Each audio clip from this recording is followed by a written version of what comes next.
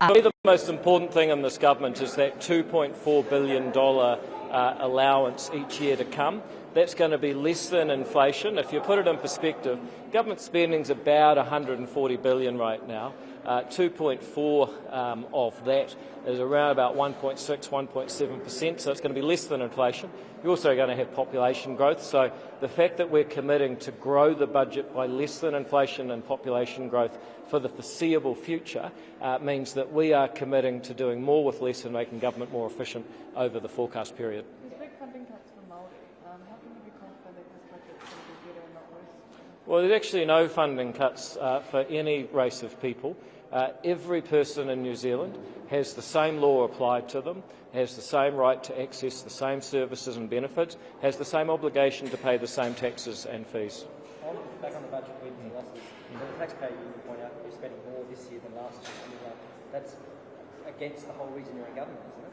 Well, I think you've actually got to put it in a bit of perspective. Number one, you may have seen domestic inflation still running at 5.8%.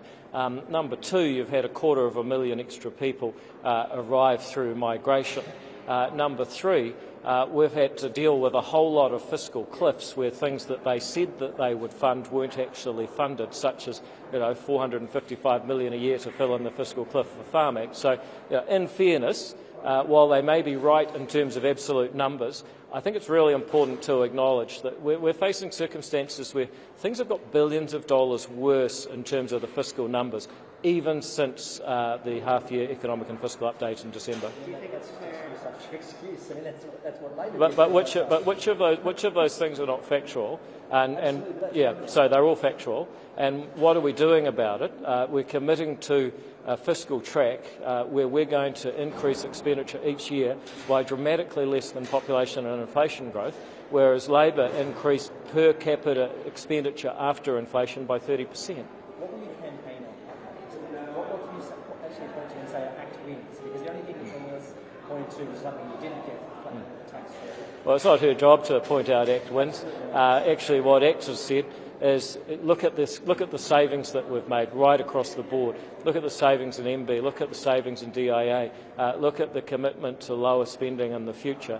Right across the board, this government is committing to spend less money than I suspect it would have without ACT. Is it saving as much as ACT would save? Probably not.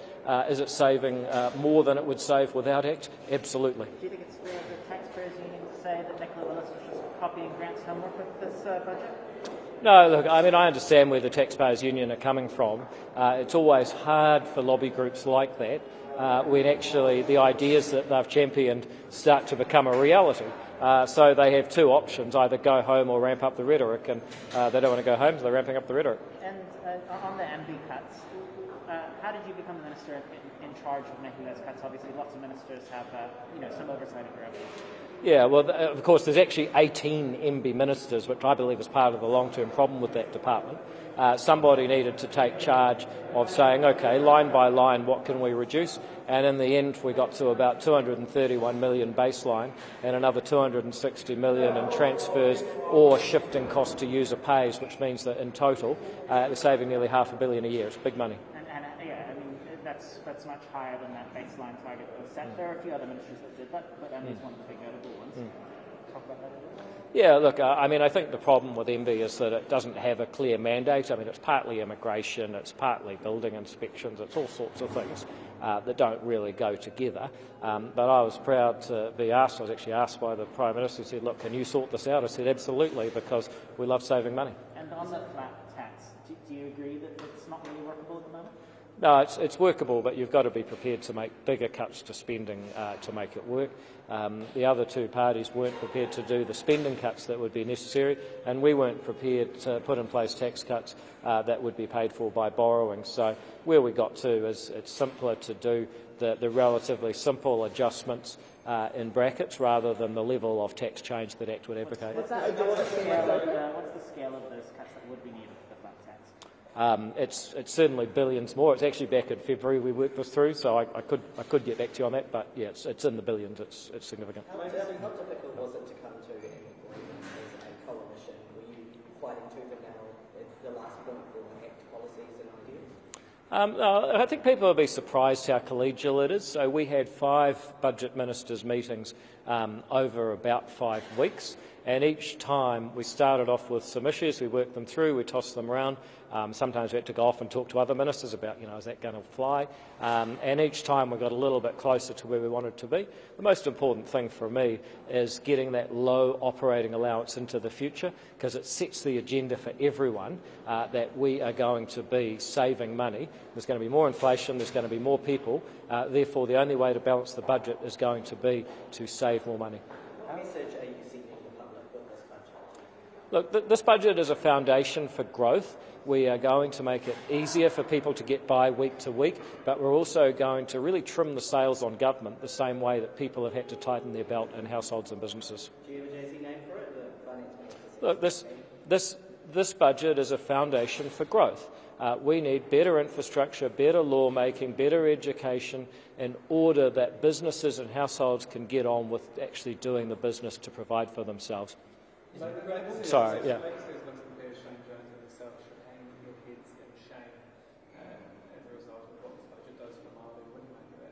Well, again, I mean, first of all, every single tax and levy, every person in New Zealand is liable to pay regardless of race. Every single benefit, every single public service, every person is able to access regardless of race. So you have to wonder what exactly it is that they think we've done differently for Māori. If they are saying it's wrong to get rid of services and policies that treat people differently based on their race, then yes, proudly we are opposed to racism. We think that human beings should be treated the same regardless of their ethnic background. What really worries me today is how uncommon that basic view has become for the Liberal left. Once upon a time, the Labour Party would have been the foremost party fighting racist policy. Now, they seem to be only a couple of steps behind the Greens and the Māori Party in promoting it. Sorry. And acknowledge that there is a need or at least like a significance of targeted funding for Māori? Well, I'll give you an example. I had my own hapu text me this week asking if they could have a charter school. Now, obviously, you do it a bit more complicated than that. You can't just sort it out on a text. But that's a really good example of a policy that I'm sure will be embraced in Te Ao Māori. But there's also people, someone emailed me today saying we're a Pacific group, would like to have one. There's other people saying we have neurodiverse students, would like to have a charter school. We don't want anything to do with ethnicity. So, we're showing how it's possible for each person to succeed on their own terms. You can do that without lazily and divisively categorising New Zealanders by their ethnic background. That has got to stop. Well, let's go about the provision of cancer medicines, which is promised in the election campaign, but hasn't been specifically delivered. How regrettable is that? What's your role in that? Is it coming? Can you just speak to that? Well, first of all, I mean, as the Minister responsible for Whāmek, I get a lot of emails and letters from people who are concerned about access to cancer drugs. And if there's part of my job I really don't like, it's signing those letters back saying, sorry, the thing that you're asking for can't be funded. So I acknowledge that first and foremost. Second of all, I think we've got to be a bit honest about the circumstances that we're confronted with here. When I became the Minister for Whāmek, we were told, look, the budget this year is $1.5 billion. There's only $1.1 billion set aside next year.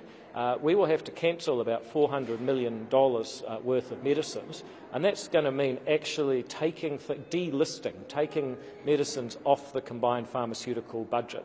Now, if they were to do that, then we would have actually seen people that are already getting medicines missing out. We've used $455 million a year, or $1.774 billion, on trying to at least keep the medicines that we currently have. But because we got that nasty surprise, we haven't spent more on new medicines. So was it wrong for National to promise that to those cancer patients? Well, in fairness, I mean, they put aside money to deal with the fiscal cliff in Whāmek, but I don't think anybody knew how big the fiscal cliff was. They thought it was, I think, $180 million. Turned out to be about $450. So there you've got $270 million gone missing. That's a serious amount of money, and we either had to tax $270 million more, borrow $270 million more, or cut $270 million somewhere else. I mean, $270 million is a lot of money. How much does cancer Well, I haven't costed them. That's not been an official government policy that we've costed, but you can look at the National Party's material for the estimate. So the people that are sending you those letters, do you feel like the government's let them down? I feel like they have been let down by the circumstances that we faced. I don't think the government has made an active choice, and I'm not sure how the government could have made a better choice. Obviously, if we didn't face this fiscal cliff situation, then it would have been pretty tough. But, I mean, Nicola Willis and I just sat down and looked at each other and said, we don't have any choice. We've got to put money in to deal with this fiscal cliff. It's $1.774 billion. That's going to constrain our choices in just about everything else we do. One choice that the National Party might have had was not to make that promise, right? Should they have made that promise? Well, again, I mean, I'm not responsible for the National Party, and I'm not going to comment about how they run their campaigns. But I think, if I was to say anything, they do have a fair case that the circumstances that they actually faced were worse than what a reasonable person might have expected. All right. Thank you very much, folks. Have a great day. I did. What do you reckon? Oh, thank you. You're not looking too bad yourself. See you later.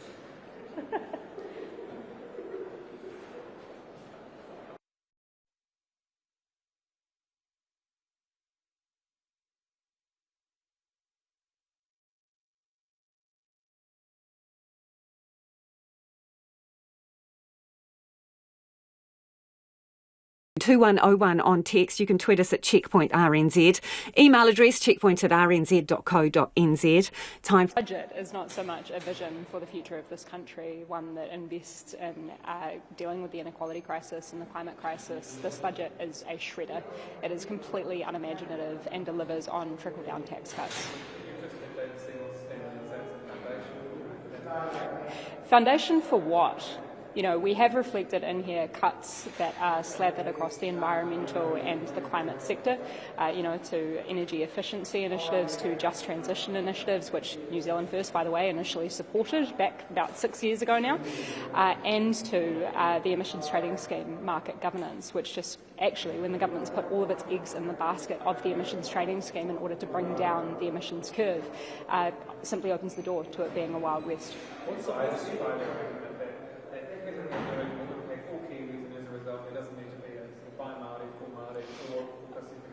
I do buy the fact that what this government is doing will absolutely impact all New Zealanders. To that effect, the decisions that they have made, the likes of the $2.9 billion tax cut for landlords, is, as RNZ said, going to simply increase the cost of housing in this country. So that's a point that I'd make to New Zealanders as well out there, is that while they may be looking at the tax cuts that the government's put on the table, they should also be looking at the government decisions which are going to increase the cost of living. And to that effect, I think that we could reframe that cost of living to a cost of greed crisis at present.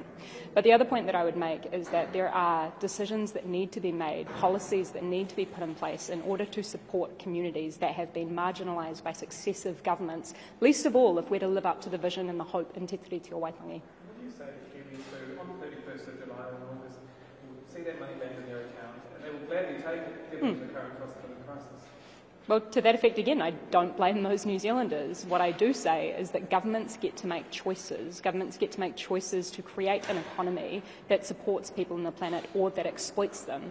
And what we see laid bare in the government budget decisions, as laid out today, is decisions to further entrench an economic system of inequality and of the climate crisis. That is not a foundation for prosperity for all. In fact, it's kicking the can down the road on some of the largest issues facing all of us. There is a plateau when it comes to action on, for example, child poverty. Are you surprised by the scale of anything? I mean, like, ministries didn't say, I feel like there could be a scale. I'm pretty surprised by the scale of cuts across the climate and environment, especially when the government has put all of its eggs in the basket of the emissions trading scheme to bring down the emissions curve. To leave it, effectively to a Wild West when we have had successive issues for years with regard to the emissions trading scheme, it just makes no sense to me. It doesn't add up.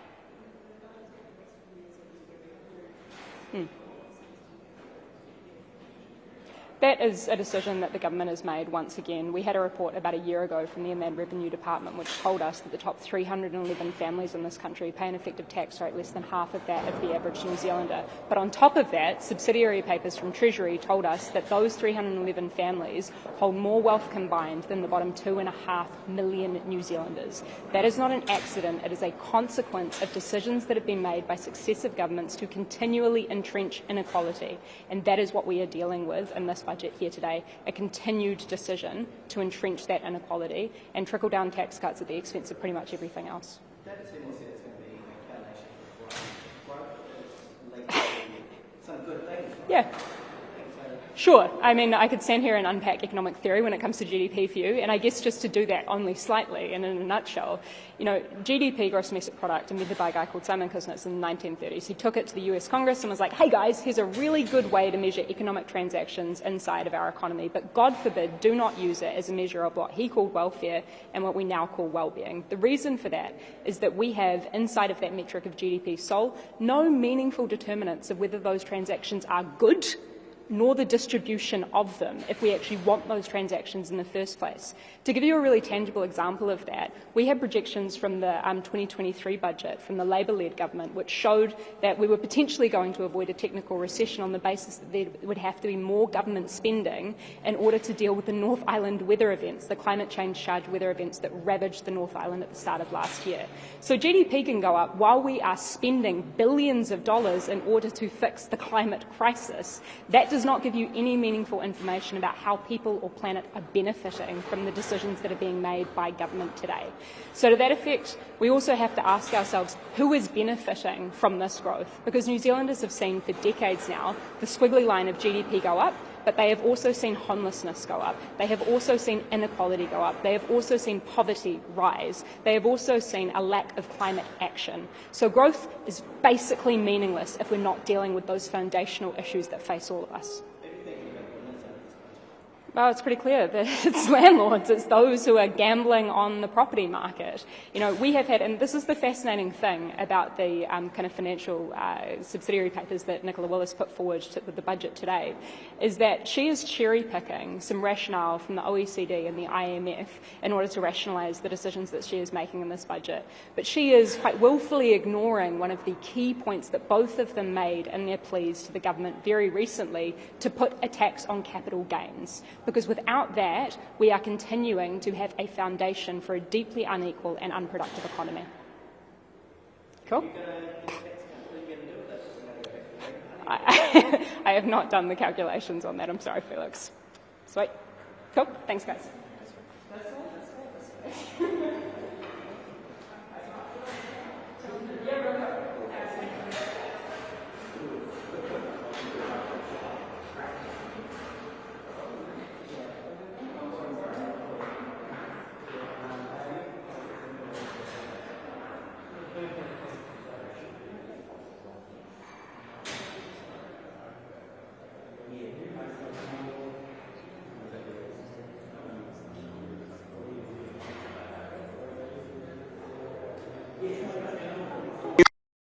Debt. Now, Treasury has highlighted that, in a sense, doing a huge amount more and just cutting back even further in the economy, you could have got to the point where you actually harm the economy more.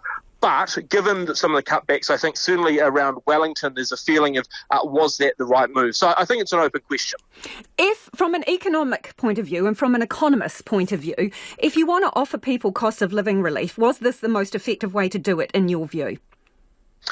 Well, possibly. And I guess I say that because on one hand, you look at the numbers and you go, well, perhaps government should have booked those savings and paid down debt. That would have been a lot less money going out into the economy, and that could have brought down inflation perhaps a bit quicker.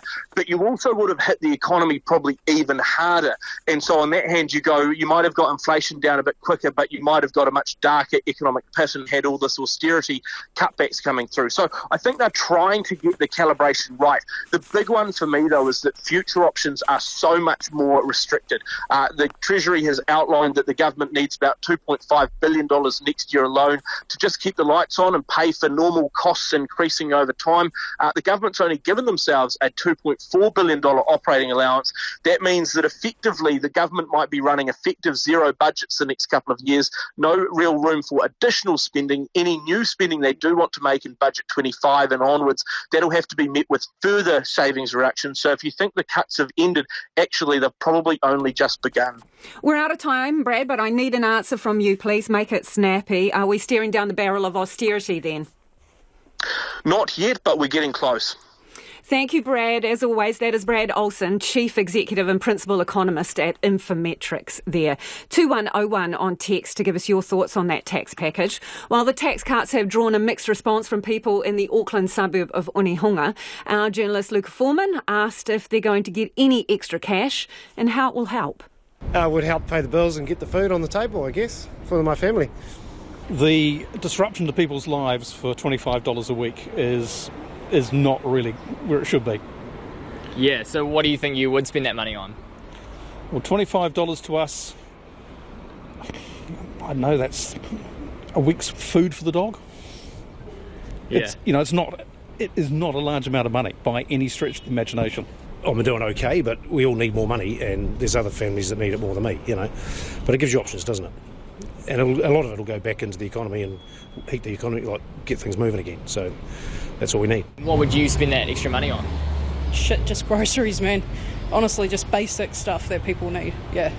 And what about some of the cuts that have been sort of made for it to the public service to sort of pay for it? See, that makes it a bit weird because all the people that, like the disability people, the stuff that they're taking away from that sort of people, and the kids, taking away from kids as well, that I don't agree with. I'd rather pay that bit more money for them to get what they need. You know what I mean? Yeah, I'd rather just not eat brand bread or whatever, that sort of thing. I'd take cuts just so people like that didn't have to. I think that the tax system is probably too high at the moment. It's taking a lot of people's money each week and they're struggling to, pay for their bills, etc., stuff like that, and food. I just think lowering it would be great, yeah. Time for a bit of other news now, and the Singapore Airlines flight, which hit severe turbulence last week, dropped almost 55 metres in less than 5 seconds. That's according to an initial report by Singapore and US investigators. One British man died and dozens of others were injured on the flight, which was travelling from London to Singapore. The BBC's Katie Austin reports. The aftermath of last week's severe turbulence. Today, new details of how the terrifying incident over the south of Myanmar unfolded before the plane diverted to land in Bangkok in Thailand. An analysis of the flight data recorder and cockpit voice recorder says the plane probably went through an area of rapidly rising and falling air. Moderate turbulence was followed by the plane unexpectedly rising and the seatbelt signs going on. Then a swift drop, which caused people not wearing seatbelts to become airborne, the report says. When the aircraft went up again, they fell back. I would say it's the speed of the ups and downs because the rapid changes over less than 5 seconds resulted in the plane losing 178 feet in altitude.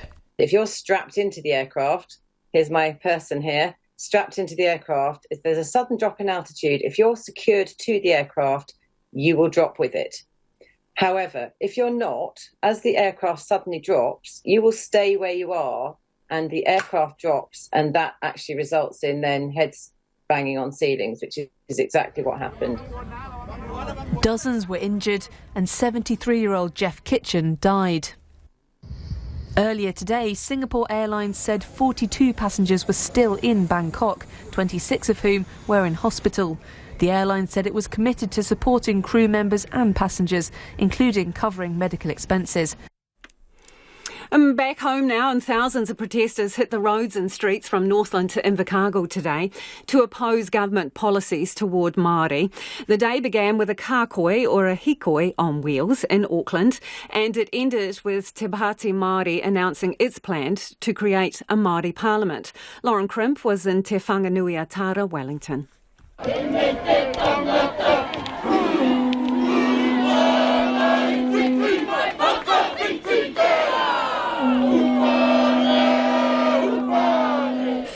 thousands marched from the train.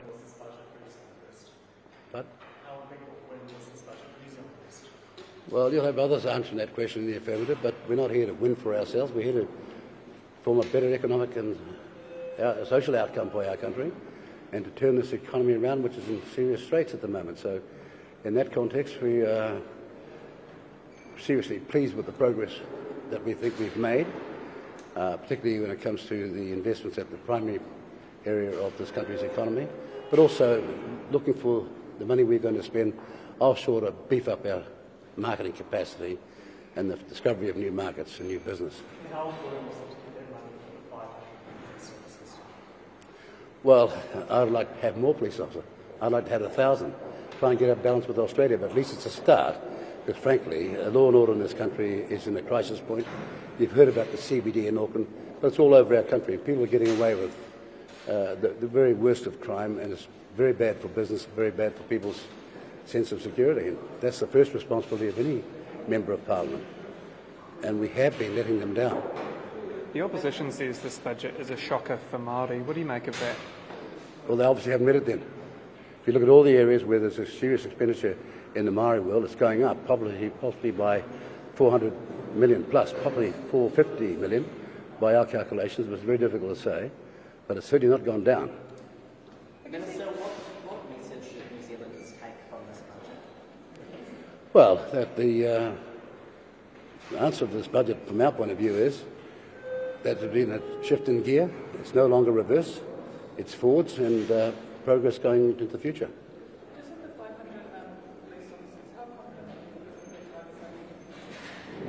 Well, we wouldn't have said it unless we thought we could get there. And our record, I might tell you, is to have delivered twice on huge tranches of police numbers, overproduced last time. We promised 1,800 frontline. We trained 2,338 extra. That's our record.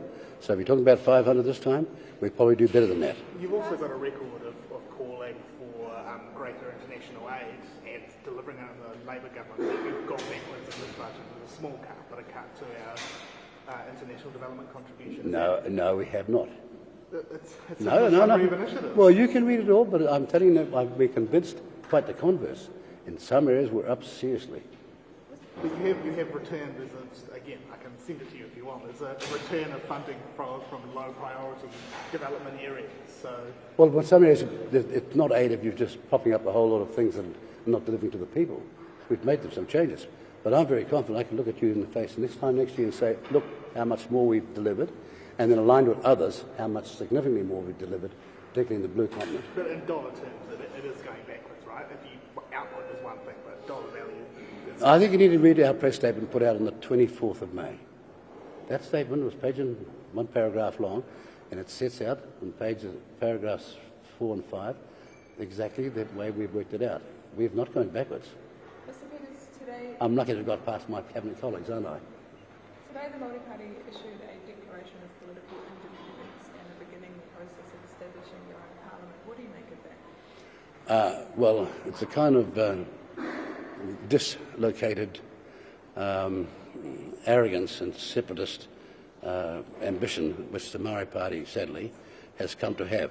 I can't believe that Peter Sharples or the founders of the party would have ever thought that way, or Jimbo Flavel ever have thought that way. But this new crowd is off its trolley, and they just make no bones about it. The language they're talking is the language of communism. It's awfully separatist, and it's anti every other person in this country that's not got Maori in them. But here's the point: half of them haven't got half the majority of their DNA is European, not Maori. Thousands of people showed up today to their call for action, their national action. So their message is resonating with some people. Yes, resonating with some people because you keep on giving it the publicity. But why don't you go and see the people who are out there doing 2 or 3 jobs a day in the Māori world and working on Saturday and Sunday as well, getting stuck at it and getting on with it. You'll see them down at the rugby, you'll see them down at the league, you'll see them at netball.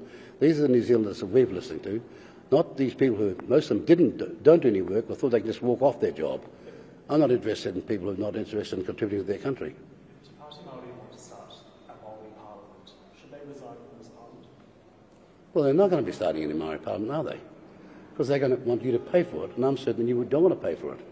And I'm certain that the Chinese and the Indians and the people from Croatia and the people from all these backgrounds who make up the New Zealand diaspora now are not going to pay for that. So if they want to start their own parliament and go their separate ways at their own expense, they'll find for a start that 9 out of 10 Māori are not prepared to pay for it either.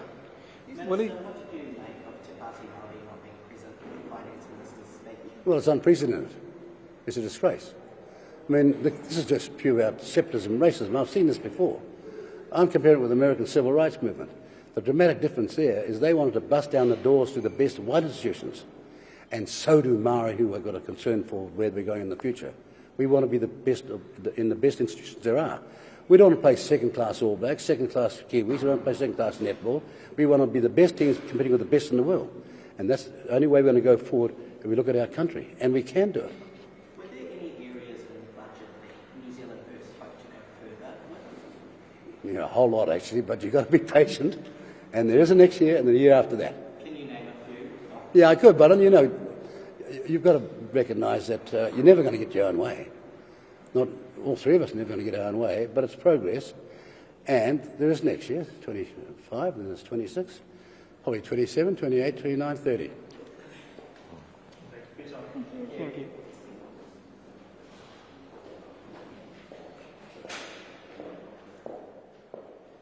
Kia ora, good afternoon, everyone. How are you all? Happy to take questions. Anything particular earmarked for how you're going to spend your tax cut?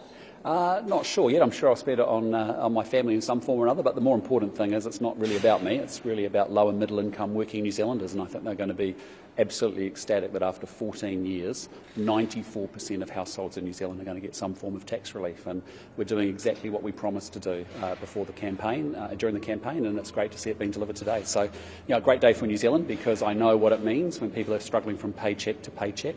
I've sat down with those families in budget services that are at risk of losing their homes. I've been in those food banks where families had never thought they'd be there before but are because of the price of groceries. And so this is a budget that I think is perfect for the times that we're in. And we know we're in tough times and we know it's tough for New Zealanders. And it's great to be able to deliver tax relief to them. Big day for the Finance Minister, but also a big day for you as a new Prime Minister. How do you feel as the Finance Minister is taking this step? Oh, I was just very proud of Nicola. I know how hard she's worked. I know how hard I've worked and all of our team since we came to power. We've inherited a hell of a mess, if we're really honest about it, and we've dealt with that. It's a big clean-up day today in terms of getting the budget set right for the future. But importantly, really proud. This is what we came to do, and we're working incredibly hard to make sure that we don't focus on what goes on in here. We focus on what happens out there with the people of New Zealand and helping them. Well, really, it's sending the message that we back you. We are backing working New Zealand families. That's what this is about. We've got tax relief to low and middle income working New Zealanders. And we care about them and we back them and we know how hard they're working and we know how tough life is for them. But they need to know that we are going to rebuild the economy, as I say, restore law and order, deliver better public services, and this budget's doing exactly what we said we would do. So, I think people understand that, we've talked about this for a long time. We've done what we said we would do and we do what we say. What about New Zealanders who are hoping they do fund to those 13 votes today that found out who won? Well, look, the reality, as I signalled before, was that we can't fix 6 years of economic mismanagement and vandalism in one budget, But the reality is also we inherited a whole bunch of fiscal cliffs and we didn't plan on having to find another $1 billion to build in $1.8 billion for Pharmac drugs and make sure that was a permanent funding. That was really a major priority for us once we discovered that hole existed. So rest assured we remain really committed to getting more cancer treatments to New Zealanders. As I've said before, we've got 2 drugs that have been approved for cancer and also for leukemia, breast cancer that have been out there, and we'll continue to move that forward. We remain committed to that policy, but the reality is, and I regret to say that we had to fund the $1.8 billion Pharmac as a priority for this budget and the choice that we made. So do you understand how heartbreaking that might be for some people, because we've heard from people since you delivered the budget this afternoon, how upset they were that those cancer. Well, I think they'd be more upset when they found out the Pharmac budget wasn't going to be funded for basic medicines, and many New Zealanders that rely on those drugs and rely on those medicines each and every day to find out that they weren't funded, and then to find out they weren't funded.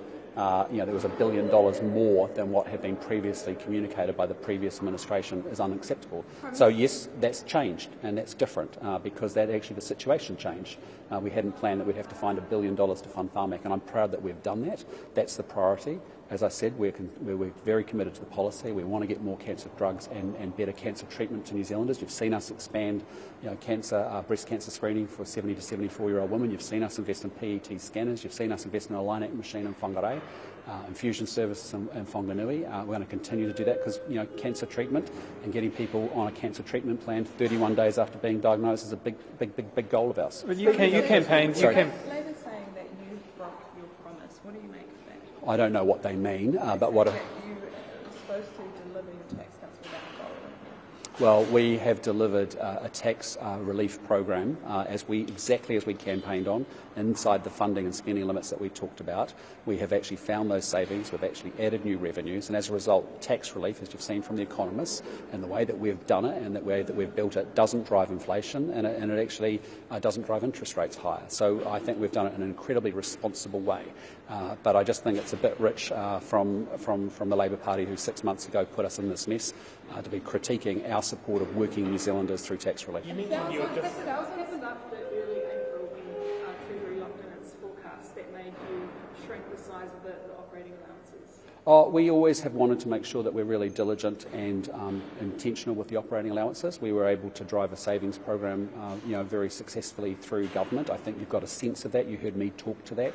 You heard Nicola talk to that we had savings that were generated out of law and order portfolios. We had savings generated out of the education portfolio, and those monies actually helped amplify the extra investments that we've made in this budget. So, we're going to continue to be financially prudent. I want New Zealanders to understand. I want the government, public servants to understand, and the agencies, government agencies to understand.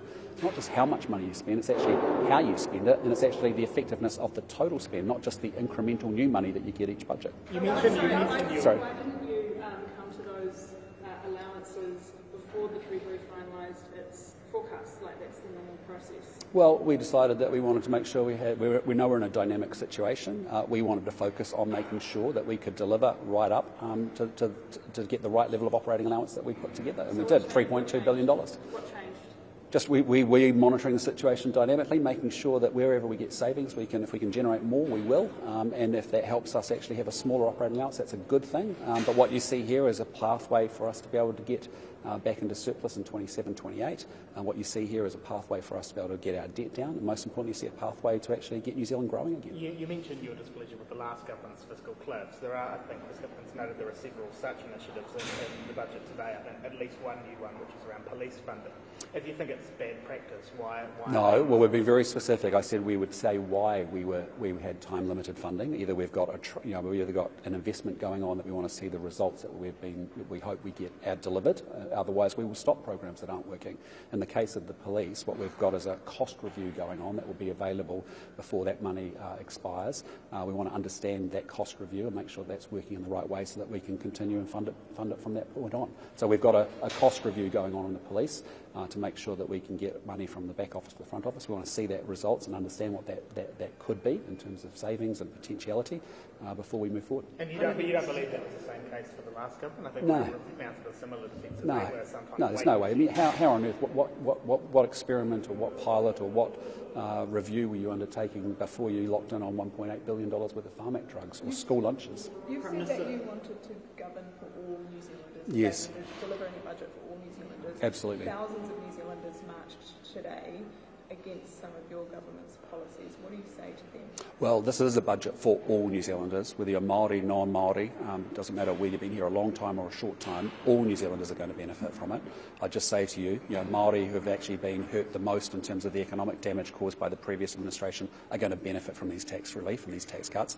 Māori who have been higher levels of victims of crime because of law and order getting out of control are going to benefit from this budget.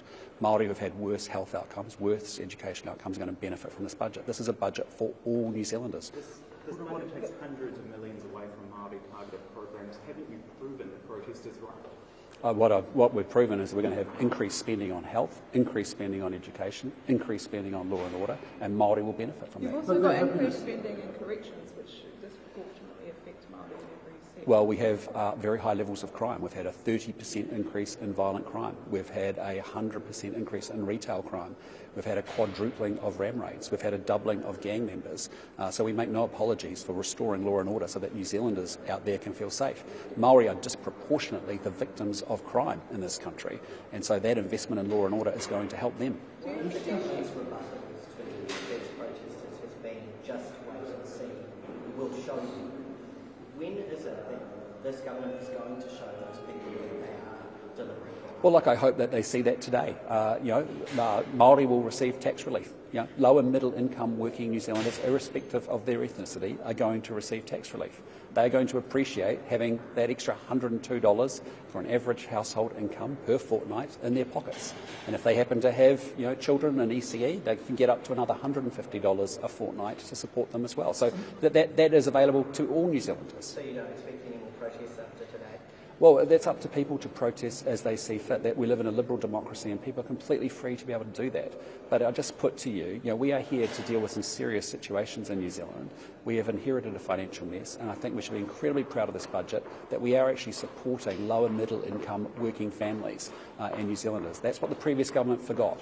And we came here, we were very transparent about what we said we would do in opposition, and we're doing what we said we would do. And I'm very, very proud of the fact that we're going to get tax relief and we're going to get money into the pockets of New Zealanders who are doing it really tough. You've mentioned a number of extra spending initiatives this time.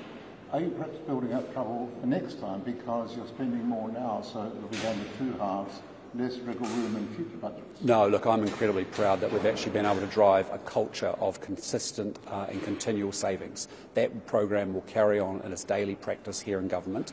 I expect all taxpayers' money, all the budgets, not just the incremental new money loaded in at this budget, but the total spending to be constantly evaluated and savings to be constantly generated so that we can actually make sure that the money is working hard and it's actually driving towards outcomes. So, no, I'm very comfortable with the track that we're on. In your mind, sorry.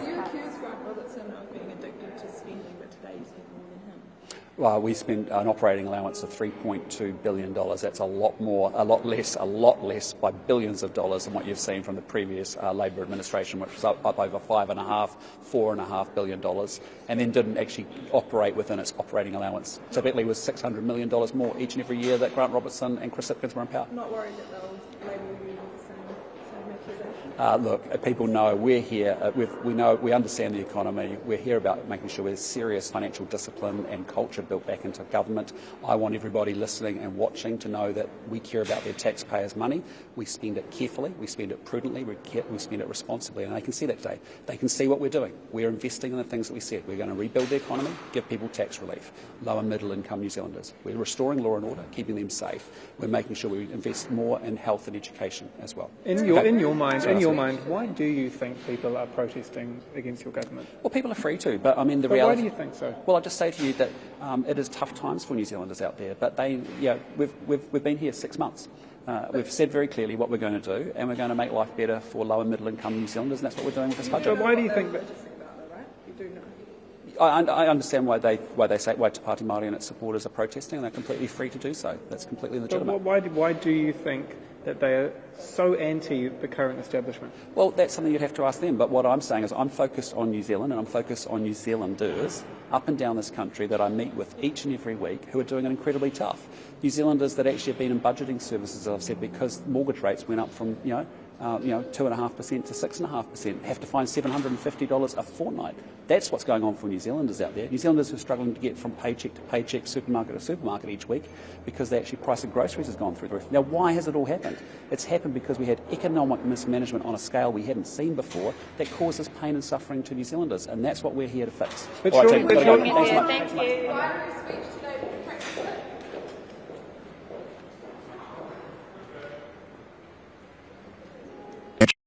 What's the impact? But the problem is they're taking the money off the community to give to the rich. So I'm interested. You go. You'll see that with the public sector cuts as well, because they're not just limited to the public sector. Many of the NGO sectors that Dave has just talked about actually contract with those public sector agencies, and so they're facing the same level of cuts as well. And we're yet to hear much being talked about publicly about that, but it's all flowing on.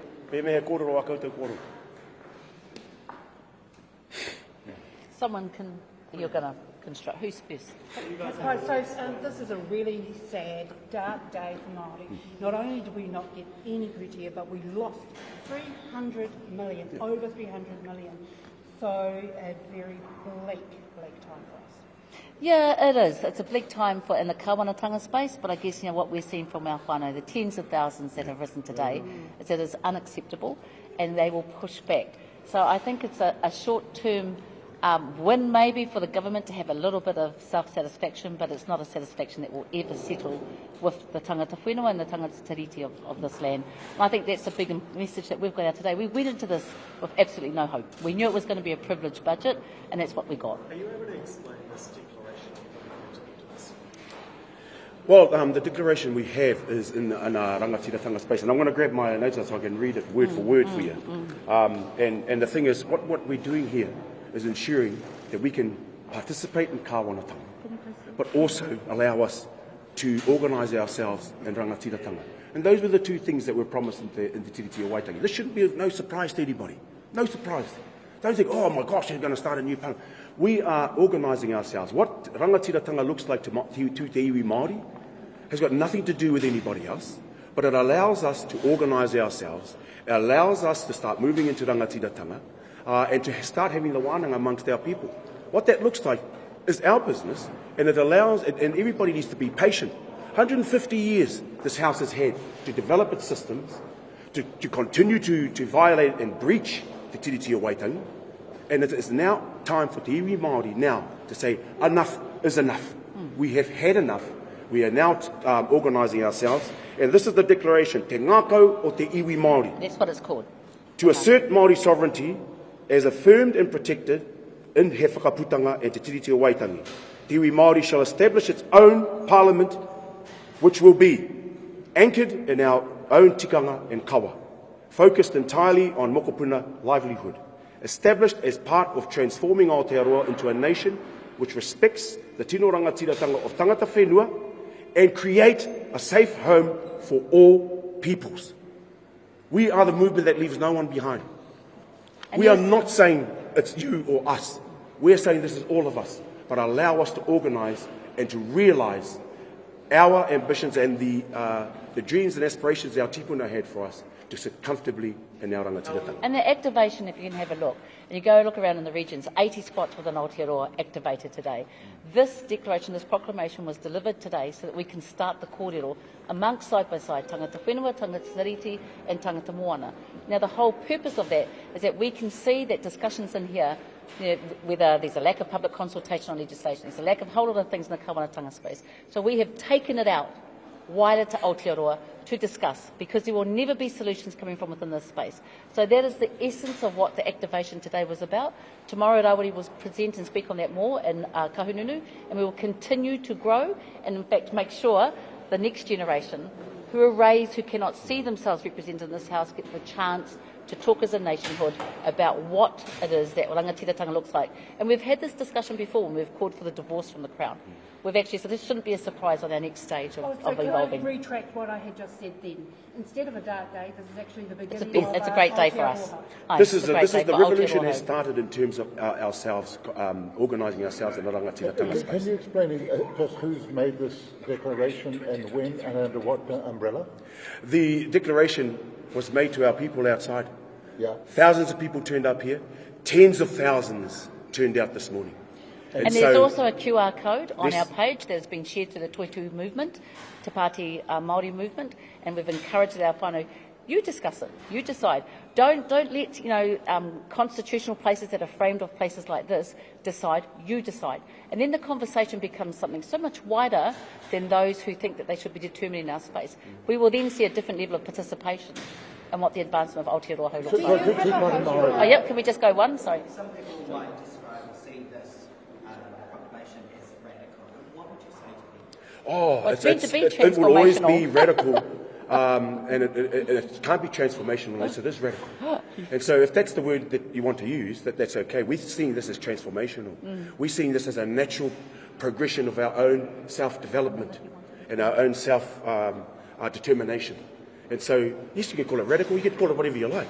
But at the end of the day, for te iwi Māori and for tangata whenua, to realise the power we have in our rangatiratanga space, that is the question that should be The asked. kawanatanga space is transactional, and we must never look at it being anything other than that. Yep. And when they start to think that they are the mana of a whole tangata whenua, then we must push towards transformation. And again, I think we've been pushing this agenda and this kaupapa. It's coming to actualisation. And again, it's open for wider discussion for everyone, particularly the younger generation, given that stats show that our medium age is 27. Do you have a vision yet? I know it's all part of the discussion that needs to happen, but do you have a vision for what you'd like this parliament to look like, where you'd like it to be, you know, how you want it to be supported financially? Well, I spoke about it in the House. And so if we are 1 million people, we are 20% of this country's population, we should get 20% of the budget. It's as simple as that.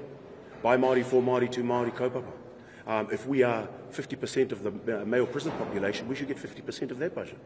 If we are 64% of the female prison population, we should get 64% of that budget. Well, if we are 80%, that's right.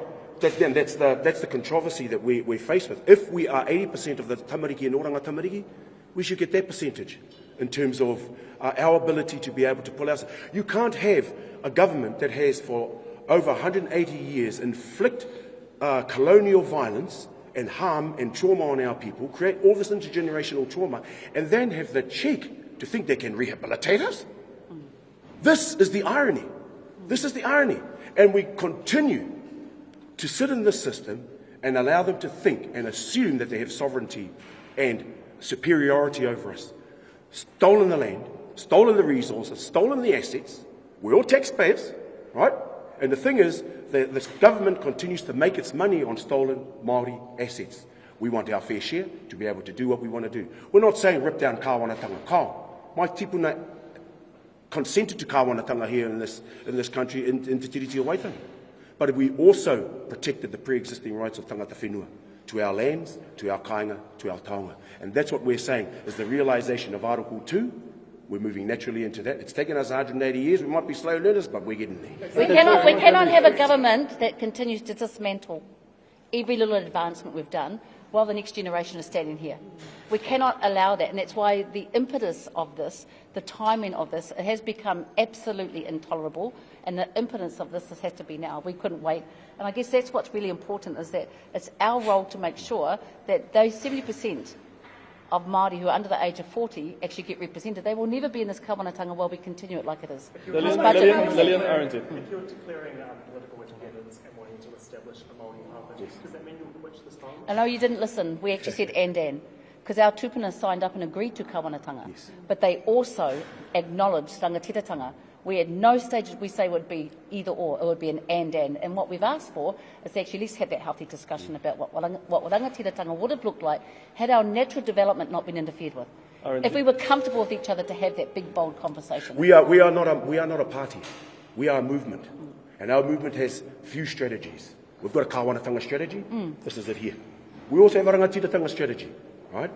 So we're not and or either or. We are and. Because our tipuna consented for us to be able to participate. Lillian. Sorry, Lillian. This government says that they are delivering for all New Zealanders. What do you make of that? Well, the all New Zealanders may be how they see it, but it's excluded a whole lot of Māori. We've seen budget cut on matatini. Now, matatini has an economic and a cultural and an educational value. The multiplier effect from that kaupapa is huge. There is not any eye on Māori. There's no Māori in the whole health and vote health. You can't even see the word. It's like we don't exist. And we've seen a dismantling of kaupapa that actually fought for Māori solutions. Whānau Ora has got the best social return on investment, but it has absolutely no increase of funding. Why? Their position, though, is that Māori will benefit as well. How can Māori benefit in any solution that does not include us? As Rawiri said, if we are the worst in the population of the prison, for goodness sake, have us a part of the solution to get out of that. But if we're ignored, all we're going to do is see the continued build of mega prisons and the continued rise of zombie projects. And that's what this government's guilty of. In terms of the 20% Last question. of a budget, right? If you want to kind of get 20% of the population, so you want 20% of the budget, then what will there be a budget for Pacifica, for Indian people, for is that? Well, we're talking about tangata tariti. We, like I said, the proclamation declaration was about ensuring that everyone in Aotearoa was safe. Look, our Aotearoa hau, we've always proclaimed that it's like how we would treat you on the marae. This is not nothing to be scared of, Hikama. is how we will treat you on the marae. We will call you onto that marae. We will house you, we will feed you, we will care for you, we will love you. That's the difference in the way our principles and our values set us. This is why Pāti in the first place, because our people said, haere mai, haere mai. Set up your kāwanatanga. Look after yourselves, but allow us to maintain who we are. That hasn't happened, and so we're in the predicament where we're at the bottom of the list on every statistic, and I just read a few of them out. That's only a few. When it comes to health statistics, we're dying 7 to 10 years earlier. You can't tell me that this budget is about all New Zealanders if we're still dying 7 to 10 years earlier than anybody else, and that we're the most incarcerated peoples in the world per capita. That is not for all of New Zealanders. The budget doesn't reflect healing any of that. What it does is it tells us that they're going to continue to keep us in that particular space, and if we don't look at anything transformative, then we will not move those numbers or the dial until that happens. Thank you so much. Sorry, planes are catch.